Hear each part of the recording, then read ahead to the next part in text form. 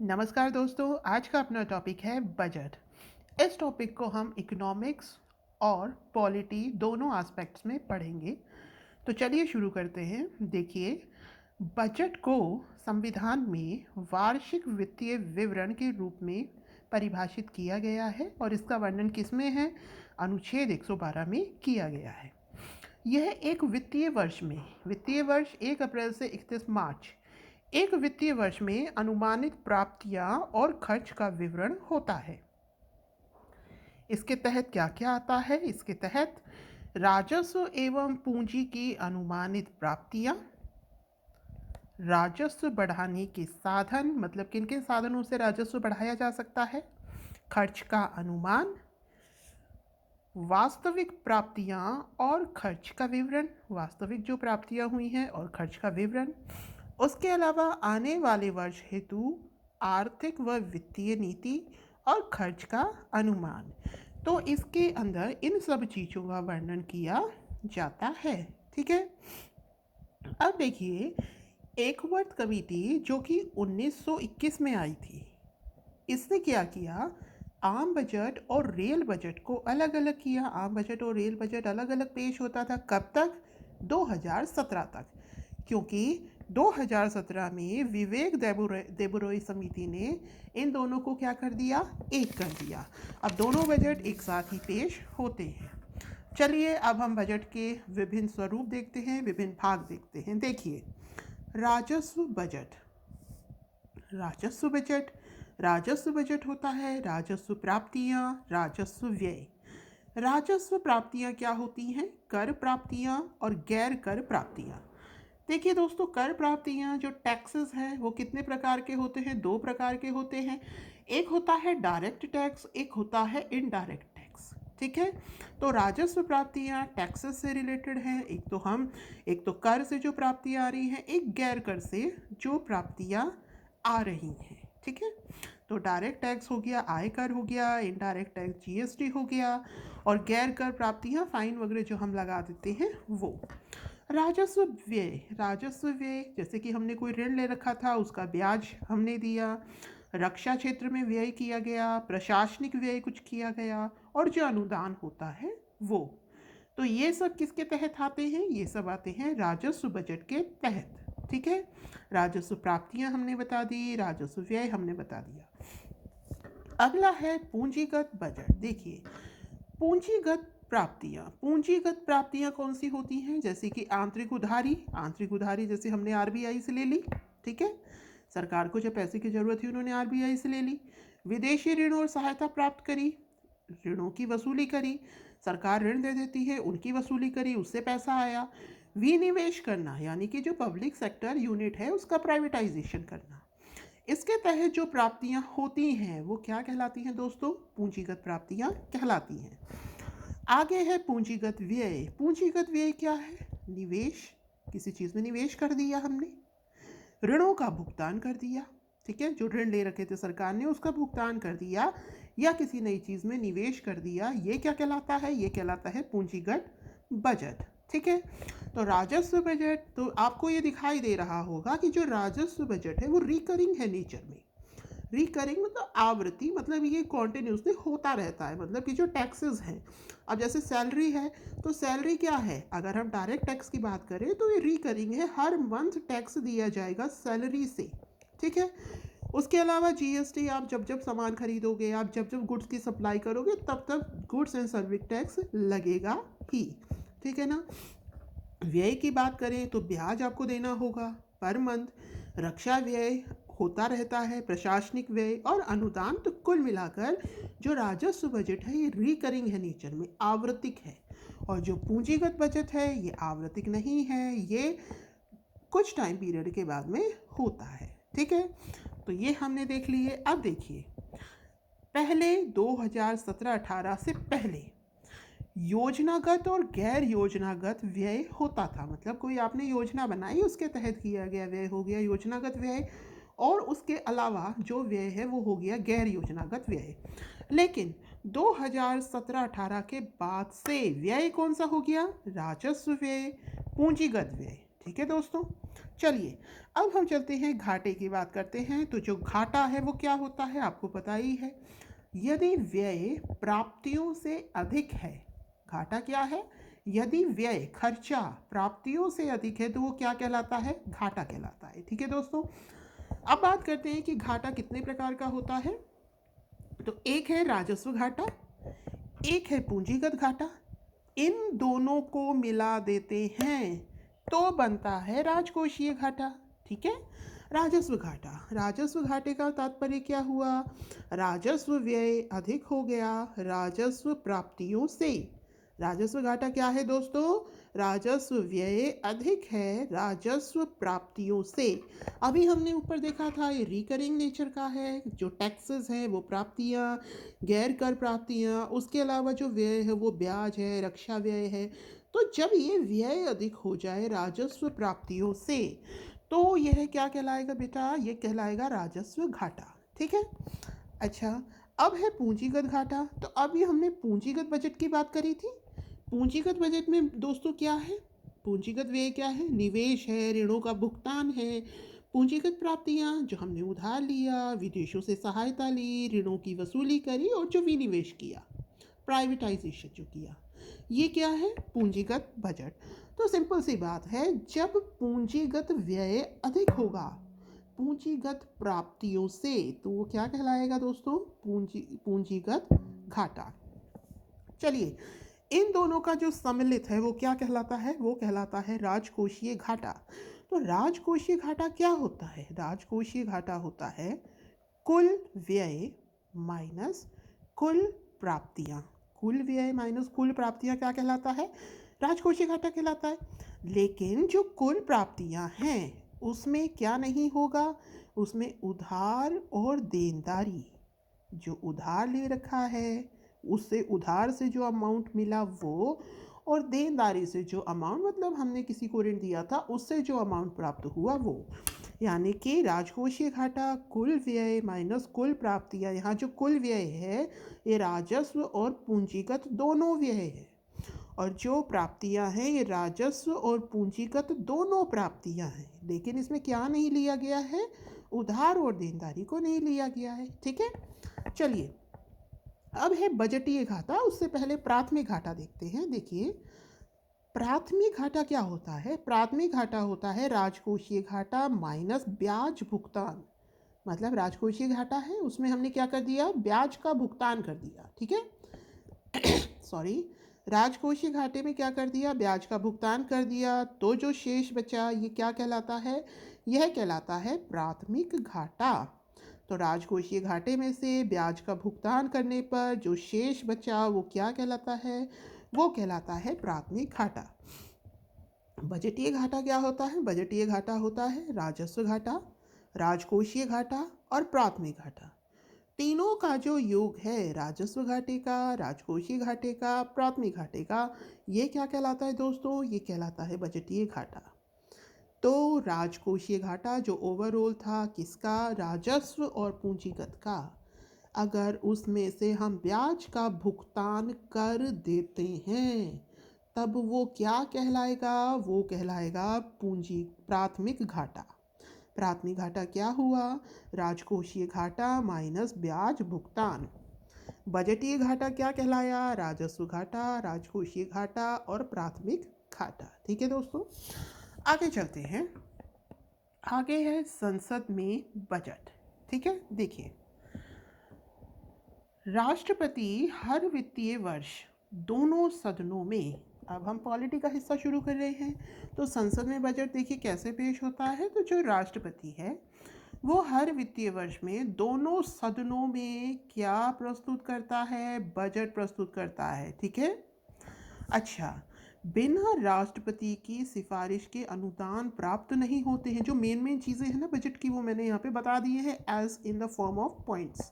Clear, तो देखिए राष्ट्रपति हर वित्तीय वर्ष में दोनों सदनों में पहले कहाँ रखेगा, पहले ये बजट को कहाँ पर रखेगा, लोकसभा में, फिर किस में प्रस्तुत करेगा, राज्यसभा में। ठीक है, संसद क्या कर सकती है, संसद किसी कर को समाप्त कर सकती है या कम कर सकती है लेकिन बढ़ा नहीं सकती, याद रखिएगा। कोई भी जो टैक्स है उसको कम कर सकती है या समाप्त कर सकती है पूरी तरह, लेकिन बढ़ा नहीं सकती। अच्छा, अब आपको कोई अनुदान चाहिए, ठीक है, कोई किसी चीज़ में खर्चा बढ़ गया, आपको अनुदान चाहिए, तो ये जो अनुदान की मांग है ना, ये बिना राष्ट्रपति की सिफारिश के पेश नहीं होती है। इसके लिए किसकी आवश्यकता है? अनुदान की मांग के लिए राष्ट्रपति की सिफारिश की। ठीक है दोस्तों, धन विधेयक और वित्त विधेयक किसमें पेश किया जाता है? ये लोकसभा में।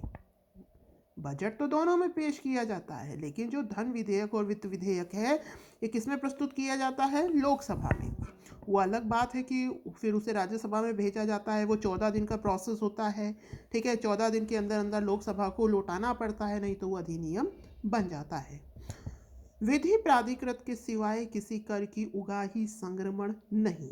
जो संसद है ना, वो विधि प्राधिकृत के सिवाय किसी भी कर की उगाही या संग्रहण नहीं कर सकती, मतलब विधि के द्वारा ही प्रोसेस्ड होना चाहिए। चलिए आगे। व्यय अनुमान पृथक पृथक होते हैं। कैसे?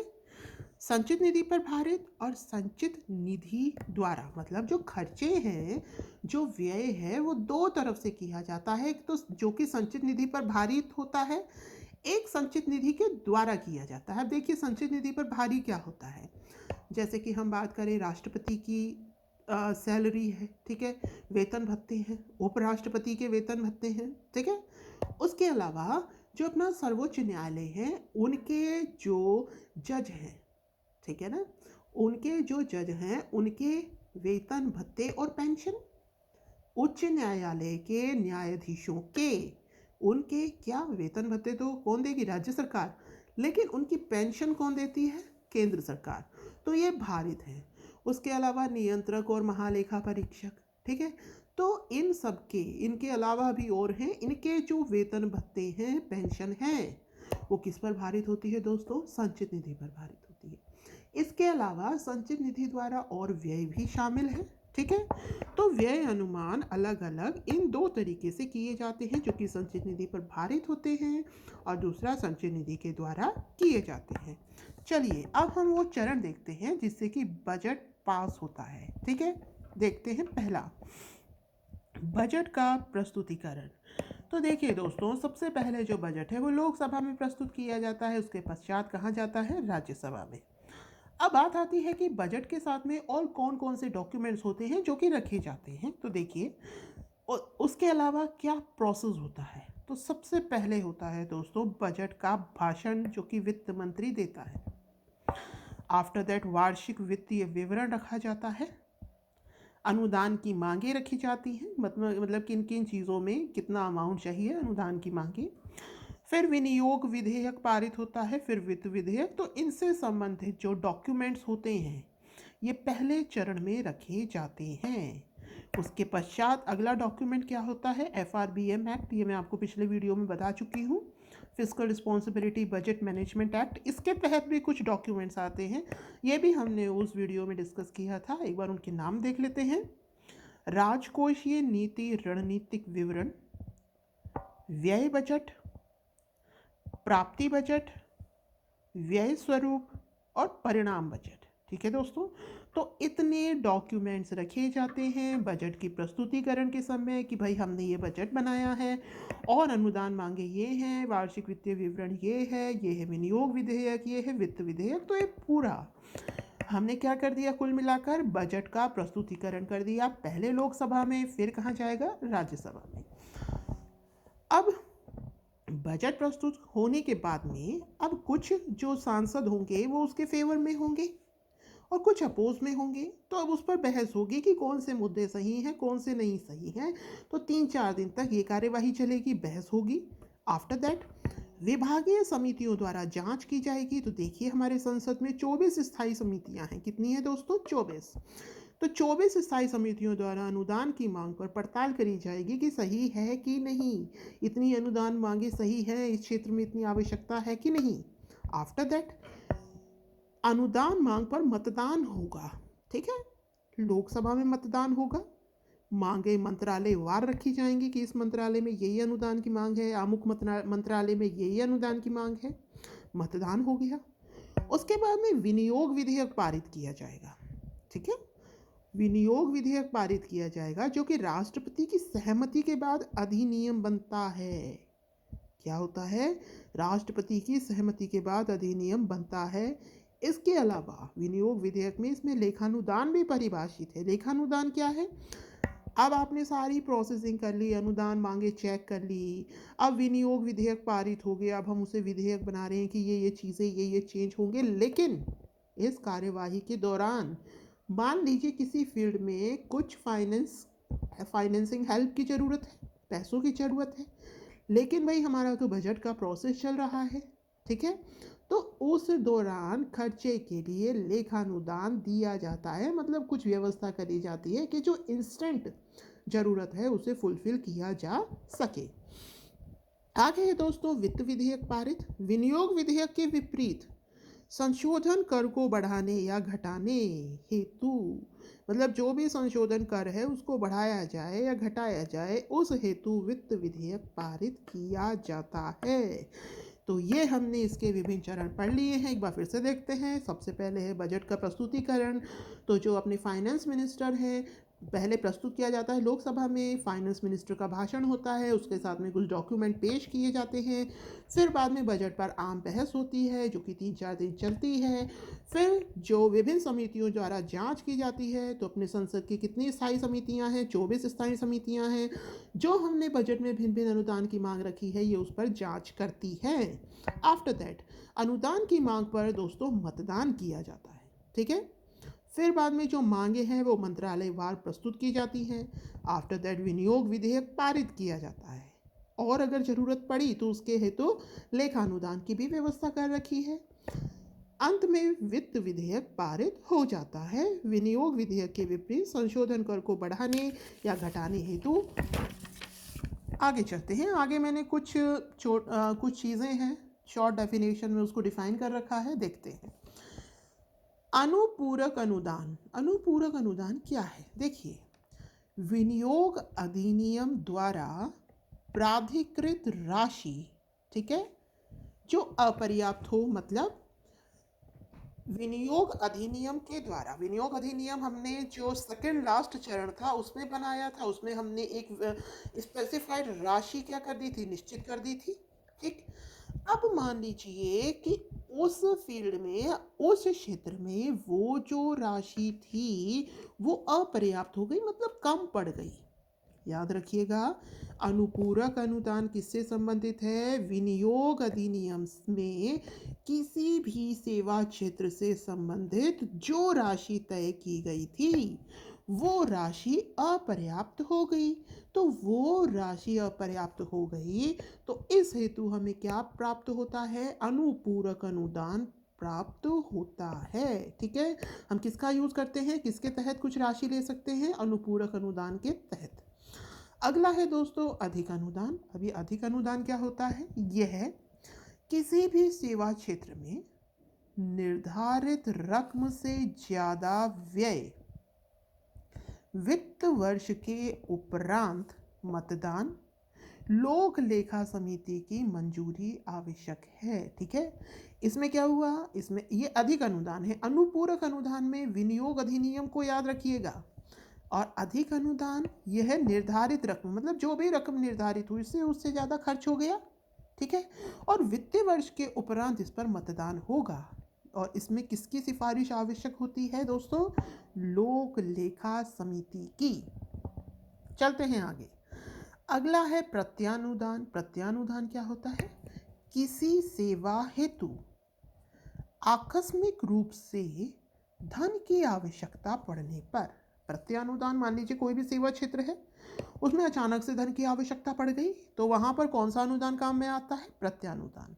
तो विनियोग अधिनियम के तहत जो अनुदान होता है वो कहलाता है अनुपूरक अनुदान।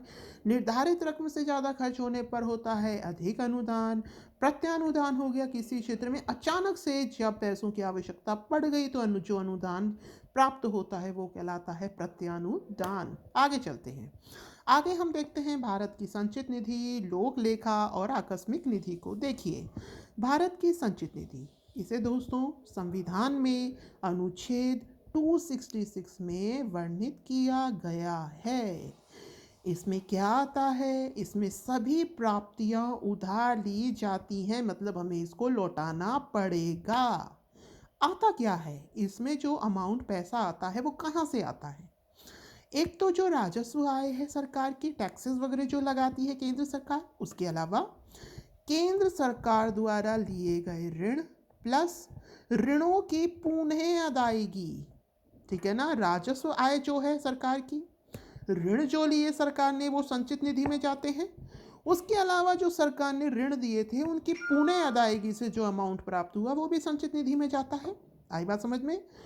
इसमें विधि प्राधिकृत सभी भुगतान इसी से ही किए जाते हैं, मतलब कि जो भी विधि के द्वारा प्राधिकृत जो भी भुगतान होंगे, ठीक है ना, विधि के द्वारा प्राधिकृत जो भी भुगतान होंगे वो दोस्तों कहाँ से होंगे? संचित निधि से। तभी तो जो हमारे राष्ट्रपति, उपराष्ट्रपति, जो जजेस हैं, ठीक है ना, नियंत्रक कैग है, इन सब की जो सैलरी, पेंशन, भत्ते हैं वो कहाँ से आते हैं? संचित निधि से भारित होते हैं। उसके अलावा विधि के थ्रू, मतलब कोई योजना बनाई, कोई विधेयक लाया गया, उसके हेतु जो भी खर्च होगा वो भी कहाँ से होगा? संचित निधि से होगा। आगे है भारत का लोक लेखा। ये क्या होता है? इसमें क्या क्या आता है देखिए। इसमें आता है भविष्य निधि जमा, मतलब ये बैंक से रिलेटेड है कुल मिला के दोस्तों, ठीक है। तो इसमें आता है भविष्य निधि जमा, न्यायिक जमा, बैंक जमा, प्लस में विभागीय जमा। इससे भुगतान बैंक आदान प्रदान से संबंधित होता है। जैसे बैंक में काम चलता है वैसे इसमें होता है। दोबारा देखिए, भविष्य निधि जमा, न्यायिक जमा, बैंक जमा, ये सब इसके अंतर्गत आते हैं। विभागीय जमा। आगे है भारत की आकस्मिकता निधि, तो नाम से ही पता चल रहा है आकस्मिक आवश्यकता के समय जो फुलफिल करेगी वो। तो ये किसके अंडर कंट्रोल रहती है? यह राष्ट्रपति की ओर से वित्त सचिव द्वारा इसको क्या रखा जाता है? अपने कंट्रोल में रखा जाता है। तो कौन रखता है इसको? वित्त सचिव रखता है। किसके द्वारा? मतलब मेन हेड कौन है इसका? राष्ट्रपति। तो ये राष्ट्रपति के अधिकार में रहती है। जो भी अनएक्सपेक्टेड खर्चा होता है, अप्रत्याशित व्यय होता है, उस हेतु इसे काम में लिया जाता है। तो आई बात समझ में? आकस्मिकता निधि क्या है? ये अप्रत्याशित व्यय हेतु काम में ली जाती है। ये किसके अंडर कंट्रोल होती है? राष्ट्रपति के। इसको रखता कौन है? इसे रखता है वित्त सचिव। तो दोस्तों हमने आज पूरा बजट पढ़ लिया। पॉलिटी में इसके कैसे चरण बताए गए हैं, कौन कौन से अनुदान क्या होते हैं, संचित निधि, आकस्मिक निधि क्या होती है, ठीक है। जो इम्पोर्टेंट पॉइंट्स थे और जितना समराइज़ किया जा सकता था मेन चीज़ें लेकर के मैंने आपको इसे बताया है। आलतू फालतू ज़्यादा कुछ नहीं पढ़ाया है। तो जैसा भी लगे प्लीज़ कमेंट कीजिएगा, चैनल को सब्सक्राइब कीजिएगा, like share. Okay, so thank you, have a nice day.